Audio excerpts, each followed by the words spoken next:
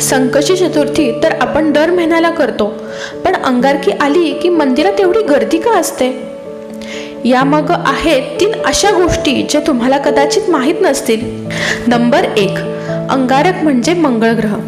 पौराणिक कथेनुसार पृथ्वीचा पुत्र अंगारक याने गणपतीची कठोर तपश्चर्या केली होती.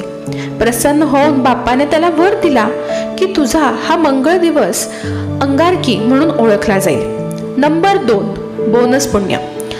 असं मानलं जातं की वर्षाच्या सर्व संकष्टी करून जेवढं पुण्य मिळतं तेवढं फळ एकट्या अंगारकीला उपवास केल्यानं मिळतं. म्हणजे एका दिवसात 21 पटीने जास्त फायदा. नंबर 3, आर्थिक अडचण आहे का? ज्योतिषशास्त्रात मंगळ हा ऋणहर्ता मानला जातो. ज्याच्यावर कर्ज आहे किंवा जे आर्थिक संकटात आहेत त्यांच्यासाठी अंगारकीची पूजा ही वरदान ठरते. अंगारकीचा उपवास चंद्र पाहिल्याशिवाय पूर्ण होत नाही. माझ्या चॅनलवर गणपती बाप्पाची 108 नामावली उपलब्ध आहे, त्यामुळे उद्या अंगारकी चतुर्थीला ती नामावली अवश्य ऐका. गणपती बाप्पा मोरया.